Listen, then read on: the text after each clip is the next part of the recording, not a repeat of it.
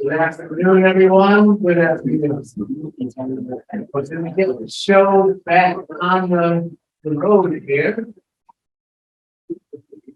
Lou has asked me to introduce Joseph Pearce. And then after I agreed, he said, say something nice. Which I didn't think was fair because I already had conditions after I had already agreed with. But I will say something nice because of the fact that Joseph is going to be introducing me. Here. But it's actually not that difficult to say nice things about Joseph because he, besides his great accomplishments as a biographer and writer, which would take a very long time to talk about. He is a very, very good man. He's, of course, a Catholic convert. It's one of the most interesting things about it is his own biography, having come from a racist, skinhead past, being a real thug. Just be one of the most gentle, kind, and really holy men that you would ever want to meet. It's a true story of the grace of God walking around. And that's why it's such a pleasure not only to just know him, but to have him for a friend. And he's also a brother troubadour, which is cool. So please welcome the great Joseph Pearce.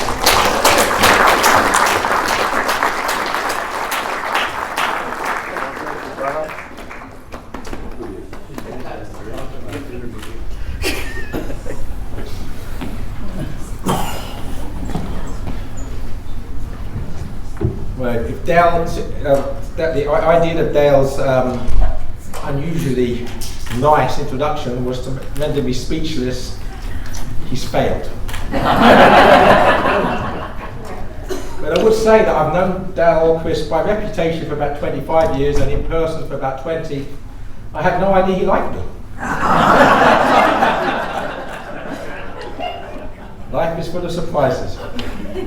So I want to just first of all explain my modus operandi, the approach I'm going to take here.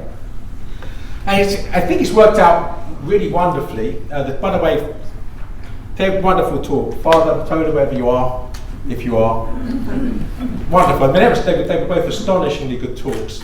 But I don't know if it's providence or otherwise, but what the design of things, probably just Lou's genius. Either Lou's genius or the goodness of God, or both. Yeah. But we have three talks that are sort of microcosmic. They look at certain aspects of the picture of Catholic England. My talk is going to be the telescopic, right? It's going to try to encapsulate or encompass the entirety of the landscape of English Catholic history in 45 minutes. That's obviously going to be a huge challenge. So at some point I'm probably going to have to hit fast forward or whatever I need to do to just cover as much as I can in the time that I have. So we had, the first talk was largely centered on Old England, Anglo-Saxon England, Old English. Second talk, largely Middle England, the Middle Ages, Middle English. Dale's going to be talking about the English martyrs and that relationship to a certain writer. Some modern English writer and the English martyrs. So we're going to cover the time of the Reformation in England, the Tudor Terror, and the Terror under the Stuarts, and in relation to modern English literature. We've got the whole thing covered in microcosmic detail. I'm going to hopefully fill the dots. But before I do that, I'm actually going to read the prologue to my book. I'm in a very sad situation, by the way, because this is normally my opportunity to sell my book. And I've sold out. Shouldn't complain. There are, however, loads of other books by me out there that, with Christmas coming up, but there's a prologue here called True and Timeless England. And I want to read this because it's only 2 pages by way of an introduction to what is history. Obviously, we've steeped ourselves in English history today. And there's a mystery to history, and there's a mystery of history, because there's a relationship between time and eternity. So that's what I want to, first of all, to set the scene, the metaphysical scene for physical history. So the prologue is called True and Timeless England. If England was what England seems, and not the England of our dreams, but only putty, brass and paint, how quick we chuck her, but she ain't. Rudyard Kipling. I think I got the Cockney accent quite right there, actually. England, like all things, is subject not merely to the truth, but to the truth himself. It is this true England, an England charged with the grandeur of God and in communion with Christ and his church, which is celebrated in these pages. It is an England which is as alive as the saints, because, like all the saints, and like all of time and all of eternity, it exists in God's omnipresence. In order to understand this true and timeless England more fully, we need to understand the relationship of time to eternity. Without finite perception, we can perceive only the past. Even the present, by the time that we perceive it, has become the immediate past. In psychological terms, the present is as empty of time as the geometrical point is empty of space. It exists only in metaphysics, even if our physical existence depends on it. And wherever we find ourselves in the present, there's always a direct consequence of where we have been in the past. The past has put us where we are, and we cannot now be present anywhere else. Our perceptions of the future, on the other hand, can be a figment only of our imagination. It is what might happen. The nearer the future is to us, the more predictable it is. The further the future is from us, the less predictable it becomes. We can be fairly sure of what we'll be doing tomorrow, but can have no idea of what we'll be doing 5 years from now. This rootedness of reality in the concrete presence of the past is one of the things which makes history so important. We need to know where we've been in order to know where we are and where we're going. For God, however, there is no past and there is no future. For God, everything is present. This is the deeper meaning of divine omnipresence. Not that God is present everywhere, though he is, but that everything is present to God. For God, therefore, we cannot say that history was, but only that history is. It is always present to him. It is this ever-present history which is celebrated in the pages that follow. God's omnipresence relates to the history of true England because it means that all of England, past, present and future, is present to God in the eternal now. Those who happen to be wandering around today on the geographical stage on which the drama of England is being performed are sharing that stage simultaneously with all Englishmen in all ages. Most people walking around on that stage today might have no idea of what England is or of who they are. But England is not dependent on them. Insofar as contemporary Englishmen have lost sight of the truth to which true England owes its allegiance, they have lost their place in the cosmological passion play in which true England plays its part. They have answered Hamlet's conundrum of to be or not to be by choosing not to be. Like the souls in C.S. Lewis's Great Divorce, they are pathetic and relatively insubstantial shadows. They are certainly less real as Englishmen than Alfred the Great, Bede the Venerable, St Edward the Confessor, Chaucer, St Thomas More, the hundreds of English martyrs, Shakespeare, Newman, Chesterton, or Tolkien. All these people are England, now and always. Seeing true England through the omnipresent perspective of the triune splendour of the good, the true, and the beautiful, we know that such an England can never die, not because it lingers like a fading coal in the memory of mortal men, but because it exists as a beautiful flower in the gardens of eternity. This is the England which is celebrated in these pages. So this is the England which is celebrated in the next half an hour, 35 minutes I have left to me after reading that.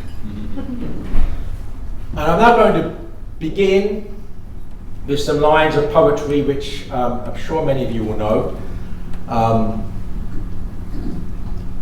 And did those feet in ancient time walk upon England's mountains green? And was the holy Lamb of God on England's pleasant pastures seen? And did the countenance divine shine forth from out these clouded hills? And was Jerusalem builded here among these dark satanic mills? Now that begins as that song, actually, that hymn, if you want to, that poem by William Blake, written 200 or so years ago, has become an unofficial English national anthem, particularly amongst rugby fans. If you watch England play rugby, you will hear the fans singing this. But it has its roots in England as a Christ-haunted country. And that's the title of one of the early chapters. England is a Christ-haunted country. Flannery O'Connor, of course, famously talked about the Christ-haunted South, as in the southern states of the United States. And certainly that Christ-haunted South is what she writes about.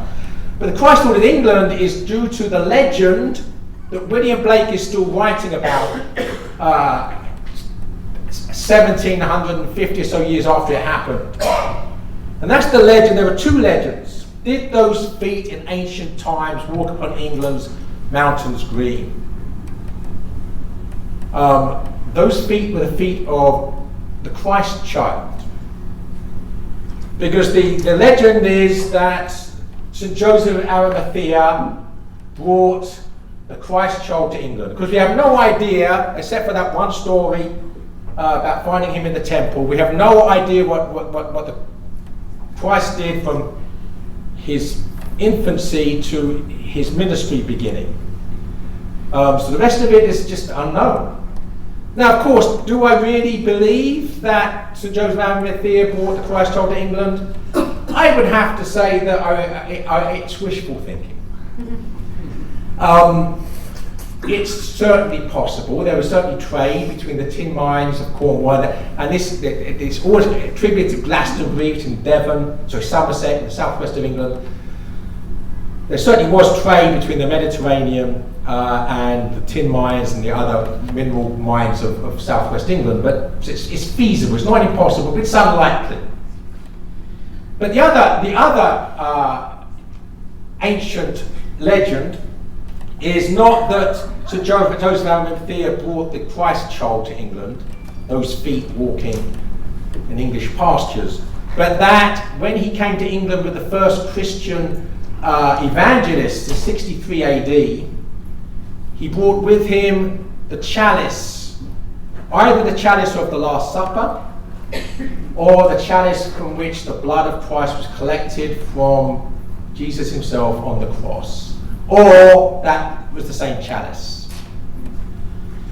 And this, of course, is the root of all the Holy Grail legends, all of that Arthurian dimension to English history. Now, what I would say about this is what it shows is the desire of the English people for the presence of Christ in their midst, on their native soil, close to home. It's a pious wishful thinking. G.K. Chesterton, in the Ethics of Elfland Orthodoxy, basically says about fairy stories, they don't show us the way things are, they show us the way things should be. The English Christ should have walked amongst us. We wish that he did. We'll tell stories about it. So right at the beginning, this is a backdrop. You cannot understand England if you don't understand the whole Arthurian cycle of legends. It's part of the picture, even if it is just the desire of the English people for Jesus Christ to be amongst them. That in itself is part of the psychology that makes England what it is. But now I want to get down to the nitty-gritty. The date ascribed to St. Joseph of Arimathea arriving in England of 63 AD is entirely feasible.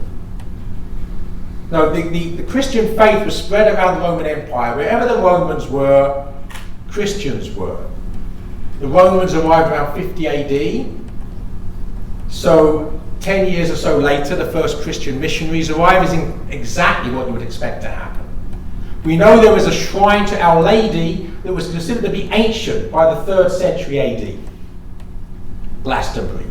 So all this is linked around Glastonbury, the Arthurian legends, all around Glastonbury. So we can, and of course the legend is that Joseph of Arimathea was the leader of that group. No idea about that. But we can safely presume that Christ arrived in England's pleasant land in the 1st century AD, in 63 AD, 30 years after the crucifixion, is entirely feasible. We then look at the England before England, as again another chapter in the book. Because England, of course, gets its name from Englerland, the land of the Angles. Well, before the Angles arrived, there were Celtic people living in England.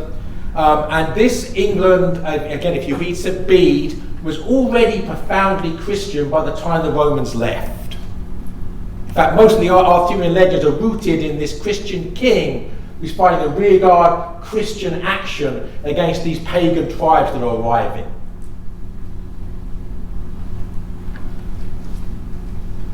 Again, I'm not saying much more about the English history during that time because I don't have time. A lot of it is in St. Bede, but England was certainly largely a Catholic country while the Romans were here, because the Romans were here, in fact. And when the Romans left, it became to say, well, that England was a completely pagan again, largely perhaps because of the Anglo-Saxons moving in. Well, the one thing we know for sure, long before the Romans left, there was something known as the Saxon Shore.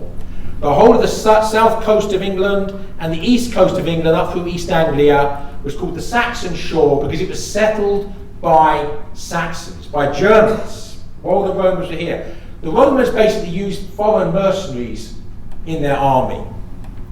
And when the Roman legions left, because the Roman Empire was falling apart in the middle of the 5th century, the people living here didn't leave. So the point is, when the pagan Angles and other Saxon tribes moved in, there was already a Germanic Christian, or at least largely Christian presence, as well as the fact that up north you had the impact of the Celtic Christianity. So England had already, by this time, been a country with a significant Catholic presence for 400 years. And we've already had the story of St. Gregory the Great sending over St. Augustine of Canterbury, and then the very, very quick conversion of the Anglo-Saxons to Christianity. 596, 597, the end of the 6th century. By the end of the following century, England's basically a profoundly Catholic country, and there's a chapter in the book called A Land of Saints. I mean, it's almost impossible to learn all the names of the Anglo-Saxon saints. There are so many of them. It's time of Bede and that time of Beowulf. And something I'd forgotten, by the way, which came up this morning with the reference to cavemen, was, I argue, I don't have time to talk about this too much, But, you know, I agree with Tolkien, period. That's it. But I agree with Tolkien in his dating of Beowulf. You know, he's a great Beowulf scholar, translated the poem as a medievalist, Old English scholar. The Beowulf poet was a monk and probably a contemporary of Bede. So that means that he's after Cædmon. And if you know your Beowulf, that Grendel, this demonic monster, is not just a monster but a demon. His wrath, his envy, his anger is raised by a song being played, it's sung in the court about the creation. And I can't help but think that the Beowulf poet had this latest hit, right? Cædmon's poem about creation in his mind when he wrote that. Then we have the story of Alfred the Great, and again, as regards to telling it poetically and in terms of legend, then Chesterton does a great great job with that, of course, with the Ballad of the White Horse. So I'm going to move on from him. We have the story. I want to mention St Dunstan and the devil.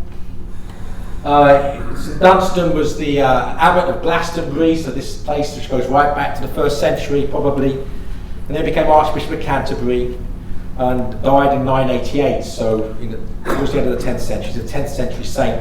There's a wonderful legend about St Dunstan taking the devil by the nose with blacksmith's tongs. And again, did he really do that? You know, did he save Sussex from being flooded by the devil, which is another legend?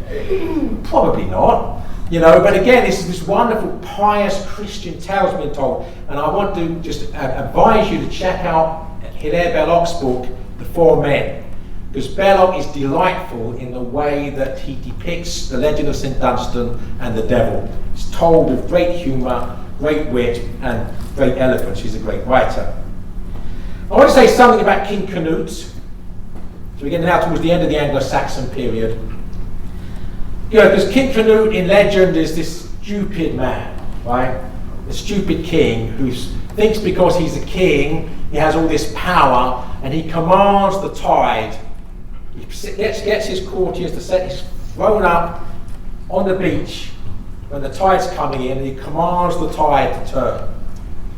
And of course, he gets his feet wet. So this is a stupid king. But in actual fact, King Canute was a profoundly Christian king. If you actually read William of Malmesbury and some of those early accounts where we get the story from of King Canute, that he was a good, holy Christian king. And this was a way of showing his courtiers that they were stupid. You know, as Shakespeare says of courtiers in Jacobean England and King Lear, those gilded butterflies. We talk about court news, who's in, who's out. Well, that was who Canute gave this lesson to. So, okay, we'll set my throne up on the beach then, and we'll see if I have the power to command the tides. And he does it, he gets his feet wet, and then, so it's said in the medieval accounts, he removed his crown, placed it on top of a crucifix, crowning the true king, and refused to wear his crown again thereafter. But probably the holiest king of England, and the king who was the patron saint of England until the medieval English adopted St George, was St Edward the Confessor, very holy king. And again in Macbeth, Shakespeare compares the wicked Scottish king Macbeth with this perfect king, who's a contemporary south of the border in England, King Edward the Confessor, with his miraculous powers of healing, because he's a saint. And it's during his reign, in 1061, that the greatest blessing and the greatest gift that's ever been given by God to England, on the assumption that Jesus didn't visit us when he was a kid. And that was the apparition of the Blessed Virgin Mary at Walsingham in Norfolk in 1061. It's just 5 years before the Norman Conquest. So, I'll talk a bit more about Walsingham in a minute. So, 5 years after that apparition, the Normans invade. Anglo-Saxon England comes to an end. 500 years, 550 years of glory from a Christian perspective, with an apparition of the Blessed Virgin. So Anglo-Saxon England dies like a star, like a supernova. It burns at its brightest at the moment it goes out. Now we can't have a history of England without saying something about 1066, of course. And most English people tribally consider themselves to be Anglo-Saxons, not Normans. Although my name Pearce probably means Pierres, so I'm probably Norman French, so I have to live with that, unfortunately. But was it a good or bad thing for England? There's a very interesting scenario I want to bring up here, because this really sets the scene in a very dramatic way. It brings us into the 20th century. Hilaire Belloc is giving a talk in Oxford on why the Norman conquest was good for England, because it brought England into the fullness of Catholic Europe. And in the audience was a certain, at that time, unknown professor of Anglo-Saxon called J.R.R. Tolkien. And sitting just behind him was the Jesuit Father Martin Darcy. And we know this story because this is in Father Martin Darcy's autobiography. So as Belloc is waxing, Francophilic, as is his wont, about how the Norman conquest was the best thing that ever happened to England, because it made England French. I mean, that's what more can anybody ask for, right? You probably detect what side I'm on in this discussion. But Tolkien is getting more and more irritated. He's moving and mumbling in his seat. And so Father Darcy taps him on the shoulder and says, "Why don't you answer him? Why don't you answer the question? Answer him." And Tolkien looked at him horrified and says, "You don't argue with Hilaire Belloc unless you've done your thorough research first." So he stayed quiet. But the point is that for Tolkien, Anglo-Saxon England didn't need to be conquered in order to be fully Catholic. It'd been fully Catholic for half a millennium already. And as we've seen from the talks this morning, producing some of the most marvellous, beautiful Christian literature, theology, scholarship, missionaries, St. Boniface, etc. The Anglo-Saxons did not need a Norman conquest. I'm fully on the side of Tolkien. I want to say something about the English landscape. I lived in a village in England called Castleacre. It's in Norfolk. And it's just this beautiful idyllic village. It has a medieval arch that's so narrow you can't get through traffic going through the village. You have to go around it. So it has that peace and quiet. So Village Green, but when I lived there, I had 2 village pubs. I think there might only be one now. Tragedy. An 11th century, 12th century Norman church. And at one end of the village is the ruins of a Cistercian abbey, a really large, beautiful, must have been magnificent before it was destroyed by Henry VIII. And the other end of the village was a Norman castle. Because when the Normans invaded, one of the things they did was to build castles everywhere, just to make sure that they could keep the Anglo-Saxons under control if there was a major rebellion. It became fairly clear fairly quickly that there wasn't going to be a major rebellion, and so these castles fell into disrepair. So when you go around the English landscape today, you see monastic ruins that were in disrepair because they were destroyed, and castle ruins that were in disrepair because they were neglected. In actual fact, the medieval arch in that village and 3 adjoining cottages, of which I lived in the middle one, were built from the stones of the Norman castle. When it wasn't being used anymore, it's free building materials, right? You start, accentuates the ruin. So how you see the presence of history in the present English landscape. Well, one thing about Norman England is that the Norman kings were all pretty tyrannical. William I, William II, Henry I. These were tyrant kings who tried to impose their will upon the church, to make the church a subject of the king. To be fair, however, at the same time, they did build a huge number of new churches. And most of the surviving churches in England are not Saxon, but Norman. You can normally tell the difference, by the way, that generally speaking, Norman churches have a square tower, and Saxon churches have a round tower. All right, so move on through the Middle Ages. The Cistercians, Cistercian order was probably the largest monastic order of the earlier Middle Ages, founded by Stephen Harding, an Englishman, and Aelred of Rievaulx. Rievaulx Abbey is one of the most beautiful abbey ruins you see in England. It's a huge Cistercian abbey. So also at this time, the 12th century, we have so far the only English pope, Nicholas Breakspere. I hope there's some sort of connection.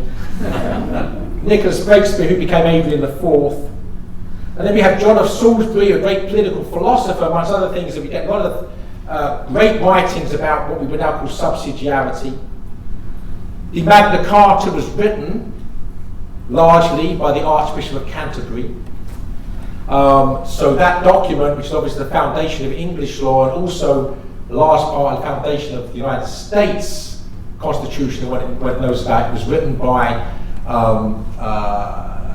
Catholic Archbishop of Canterbury. We have the martyrdom of Thomas Becket. Excuse me. And again, that sent shockwaves through Europe because, you know, there were obviously Christians being killed and martyred on the frontier, Islam and other areas, but not in the heart of Catholic Europe. Right? That an archbishop is murdered on the orders of the king. And there was such a reaction that the king had to make public penance, and that the shrine of St. Thomas Becket in Canterbury became one of the largest pilgrimage sites and destinations in the whole of Christendom. And one of the largest others, obviously we have Jerusalem, the Holy Land, Rome, obviously, Santiago de Compostela, obviously. But right up there, two of the largest and most popular pilgrimage sites in the whole of Christendom in the Middle Ages, Canterbury, with St. Thomas Becket, and Walsingham, because of the shrine of Our Lady of Walsingham. And there were so many pilgrims going on that shrine, that pilgrim path to Walsingham, that it was called the Milky Way. Same term has been used to Santiago de Compostela. So many pilgrims, like the number of stars in the sky, countless.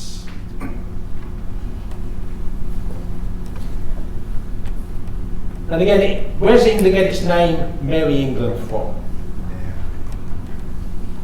Because the whole of English cultural life revolved around the liturgical year.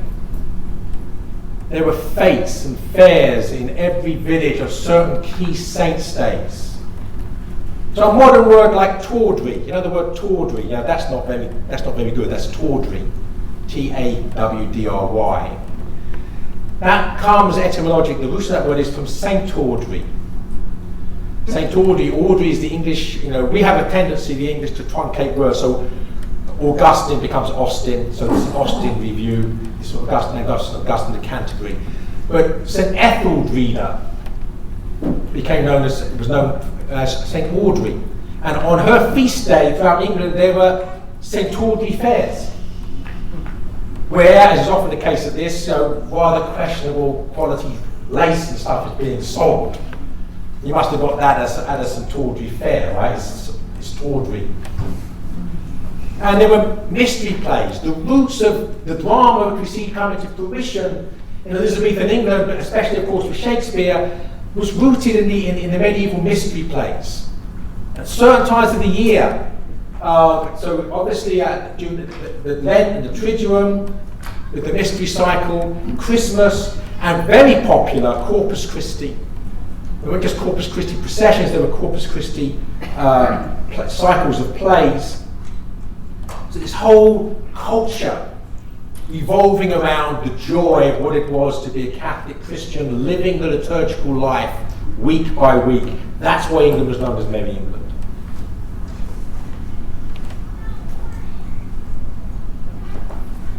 We have the English language, of course, by this time is evolving. We've seen that very well today. So Old English is very Germanic, and really, you've got to study it as really a foreign language if you're going to understand it. Middle English, with a bit of effort, you can, as you probably would have noticed today, Middle English you can master with just a little bit of effort. Chaucer's English. Why this difference? Because when the Normans invaded, so that the language of the scholar was always Latin. That didn't change, either side of the conquest. But the language of the court became French. And so the language of the learned, in a secular sense, was French. Only the peasants spoke English. But of course they were the vast majority of the country, which is why it eventually prevailed. But by the time it prevailed, it had been Francophiled. Or Francocide, Franco what, something or other. Frenchified, how about that? And so when it re-emerges, so the first opening speech of Parliament in English following the Norman conquest was in 1363. Almost 300 years after the conquest, before the language of the people was actually recognised again by its rulers. By that time you have this Frenchified English, the English of Chaucer, and we had again this first flower, well not first, because that proves not first, Caedmon and the rest, but this flowering of English literature. Chaucer, Langland, whoever wrote the Sir Gawain and the Green Knight story, which Tolkien translated. I'm now going to move on to 1381, if I remember correctly. King Richard II, in feeling that his crown was endangered, fell on his knees and offered England as Our Lady's dowry, offered the country to the Blessed Virgin. Again, England, great devotion because of Our Lady of Walsingham anyway, and that became the official title. England was Our Lady's dowry. There's a wonderful work of art in the National Gallery in England called the Wilton Diptych, which shows King Richard II on his knees with his patron saints, St John the Baptist, and the two patron saints of England, St Edward the Confessor and King Edward the Martyr, who was martyred by the Vikings. These were the patron saints of England until St George, but there's also the St George's cross in the diptych. So St George is present also, and he's kneeling in front of the Blessed Virgin, the Madonna and Child, in fact, and a whole company of angels. And this is the moment when he dedicates England as Our Lady's dowry. All right, let's move on now to the Tudor period, when England is snatched away from her people. Obviously the shrine of Lady Walsingham is destroyed. All the multifarious shrines to the saints, especially shrines to the Blessed Virgin, all over England are destroyed. Pilgrimages to those shrines are made illegal. All the monasteries and convents are shut down and destroyed. One consequence of that, by the way, is that the people of England are impoverished, because there's no social welfare system except for the monasteries. They provide the education, they provide the hospitals, they provide the places of hospitality, people on pilgrimage. They all disappear. And then how do the Tudors respond to that? Well, anybody caught begging would have their ears cut off. So they create beggars and then butcher the beggars. That's the tyranny. A bit later, of course, the only reason Henry VIII got away with his so-called Reformation was by buying off the avaricious aristocracy. If you join me in this, that monastery over there with its 5,000 acres of land is yours. He bought them off, and they were bought. But then what they did after that, about 100 years later, having taken the monasteries, turned them into their own private manor houses, they started enclosing the common land. And in England, most of the people didn't own land, but they owned livestock. As long as there was common land, they could graze their sheep, which they used for their clothing as well as for food, and cows and other livestock. They could graze them on common land. This aristocracy, they enclosed it, they fenced it in as private property so that the people could not access that common land. But now they can't feed themselves. And ironically, by the way, one of the reasons that there was a massive English immigration to the United States, so the colonial period, North America, was to get rid of this surplus population that could no longer feed themselves because the land had been taken from them. And of course, in the midst of all this, the whole third of this book is really about the English martyrs, and I know that Dale is going to say something about them, so I'm not going to go into too much detail. But between 1532 with the Carthusian martyrs, and then St. Thomas More and St. John Fisher, through the 1680s, for a period of 150 years, Catholic priests were put to death for the hideous crime of being a Catholic priest. Catholic laity were put to death for the hideous crime of shielding, harbouring a Catholic priest from the authorities.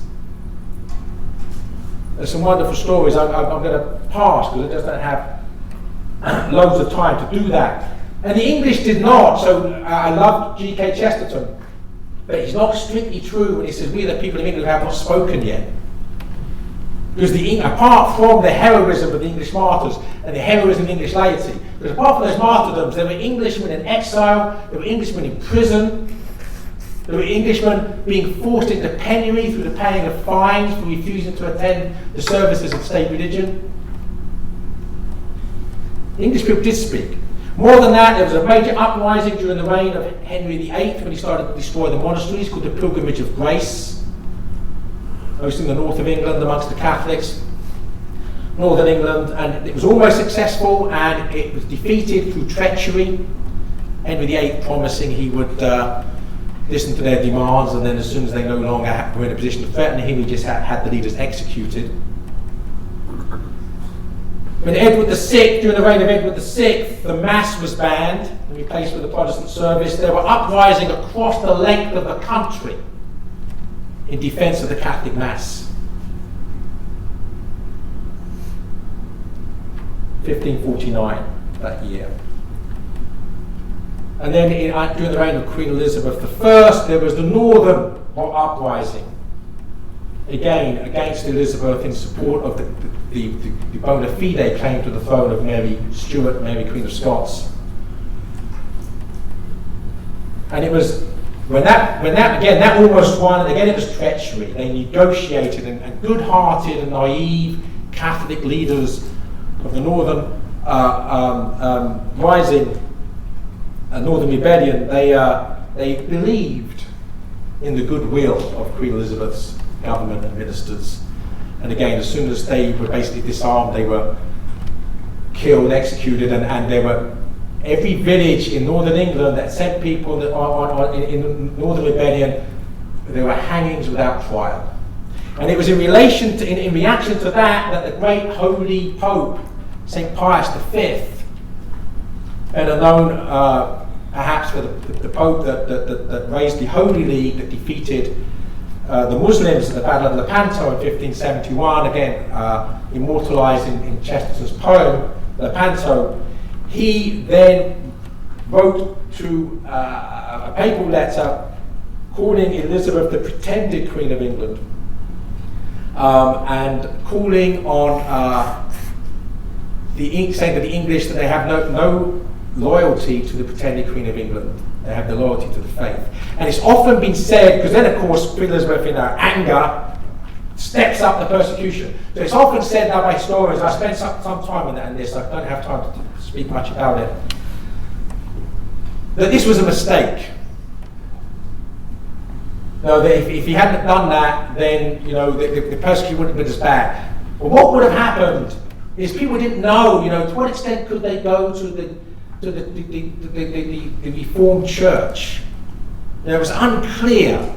Could they still go? If the line had been drawn definitively in the sand, the English could have lost their faith like the proverbial frog who's boiled alive one degree at a time without knowing it. It was this that led to the heroic Jesuit mission to England. And the one thing I said, the parallel is, and I use quote for quote, Pius XII is criticised for not speaking out loudly enough against the Nazis. And the reason he didn't was because when he did speak out loud against the Nazis stepped up persecution of the Catholic Church in Germany and Holland and occupied territories. So he thought, well, we actually maybe just better play it cool. And he's criticised for that. Well, Pius V was basically saying, you know, after these acts of terrorism against Catholics in the north of the country, I'm not going to remain silent. All right, I'm not going to say much about the Jesuit martyrs. Hopefully Dale will do that. When King James I is coming to the throne of England, I'll give it 5 more minutes, I think. I started about 20 past, so I'm not late yet. He promised that he would get rid of all the anti-Catholic laws that have been in place now for 70 years. And he's good to his promise. You know, for 14 months, there's religious liberty. Catholics are allowed to practice their faith again. But by this time, the Puritans have effective control of Parliament.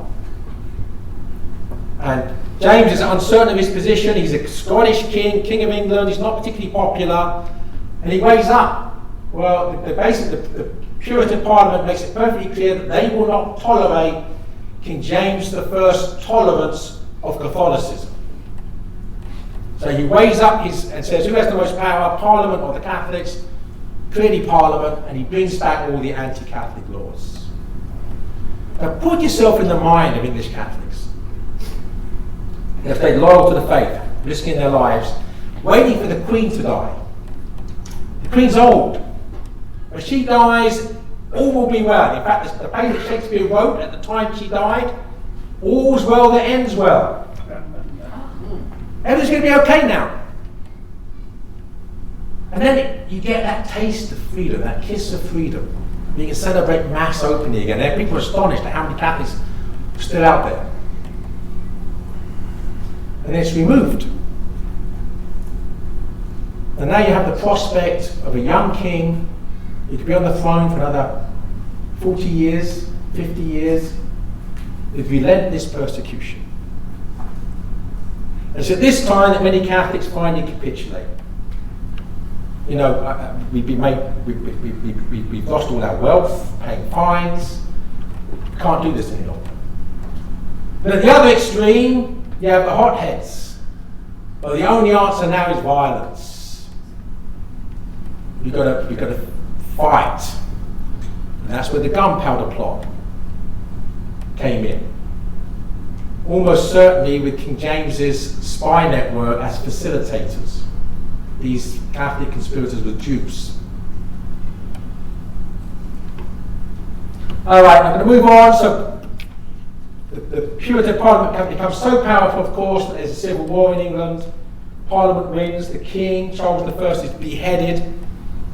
We then have 15 years of Puritan totalitarianism in England, so-called Commonwealth, which, amongst other things, Christmas was banned. Now, in The Lion, the Witch and the Wardrobe, imagine that in Narnia, it's always winter, but never Christmas. Well, that was England for 15 years. Always winter, but never Christmas. So when the monarchy is restored, in 1616, Charles II comes to the throne, there's universal rejoicing. As is often the case, as Chesterton said, the best way of destroying the revolution is to put it into practice.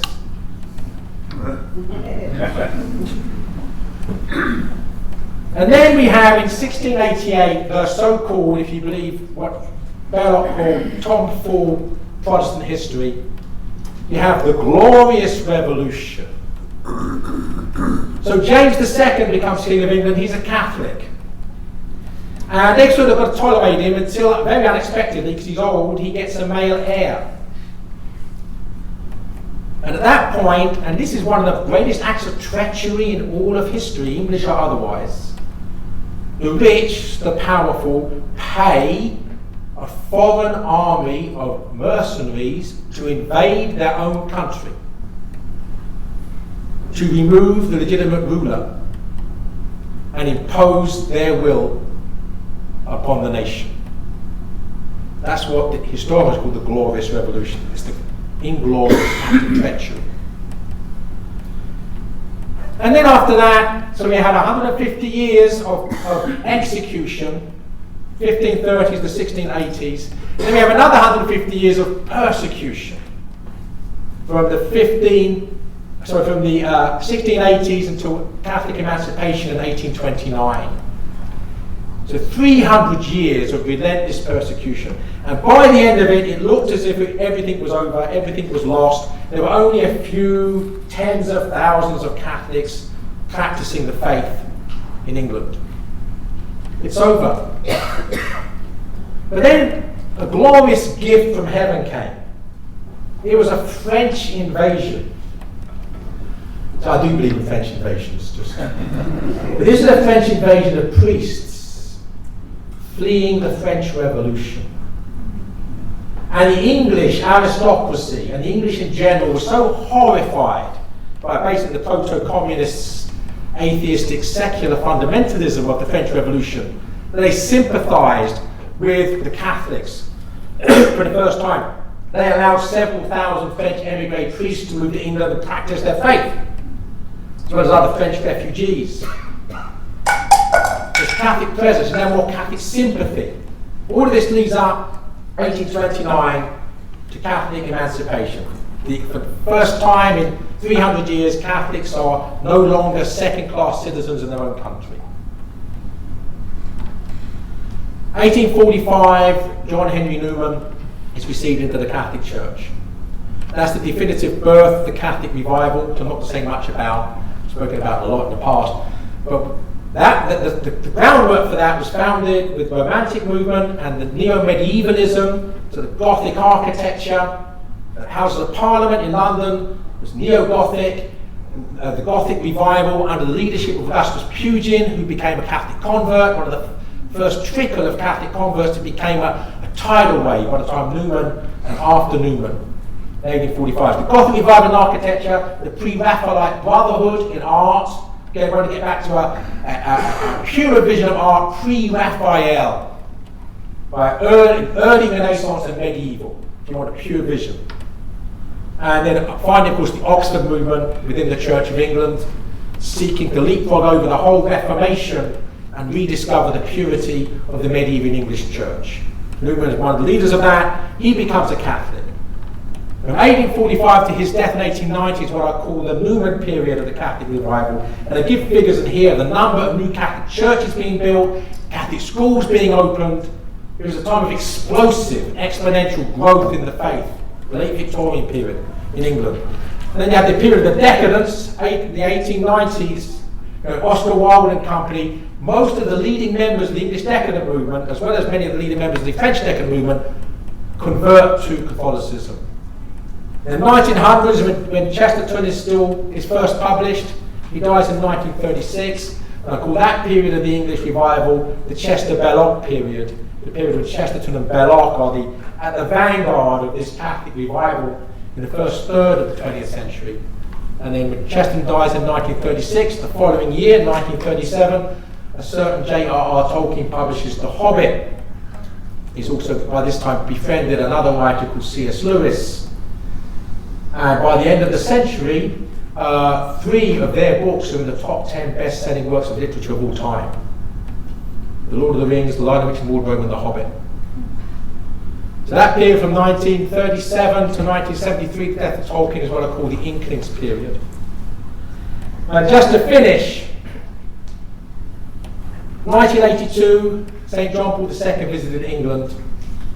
I was amongst the anti-Catholic mob baying for his blood. We got rid of the Pope 400 years ago. We don't want him back now. Thank you very much.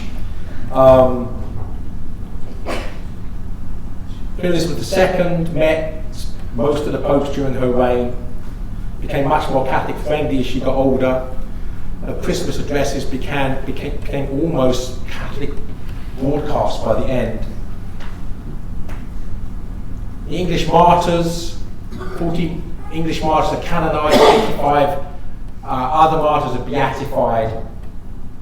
Members of the royal family start converting, the Duchess of Kent in particular, Princess Diana's mother, Frances Shan Kidd, Nicholas Windsor more recently, the son of the Duchess of Kent. 2019, of course, John Henry Newman is canonized. And I'm going to finish with the return of the Queen. Not Queen Elizabeth II, God rest her soul. Return of the Queen of England of all time, Our Lady of Walsingham. The shrine was reopened in 1897. And pilgrimages were picking up and what have you. And then in 2020, the English bishops decided to rededicate England as Our Lady's Dowry. It was going to be held at the shrine of Our Lady of Walsingham. And of course, COVID hit. And there probably would have been a few tens of thousands of people would have gone on pilgrimage to Walsingham that day. But as it was streamed live. I can't remember if it was the Archbishop of Canterbury, I think it was. And about 2 or 3 servers in an empty church. But 500,000 people worldwide streamed in and watched it live, including my own family, for the return of the Queen. There's hope, and thanks be to God for true England. And if I get this right to finish with, bring me my bow of burning gold, bring me my arrows of desire, bring me my sword, O clouds unfold, bring me my chariot of fire. I will not cease from mental fight, nor shall my sword sleep in my hand, till we have built Jerusalem in England's green and pleasant land. Thank you.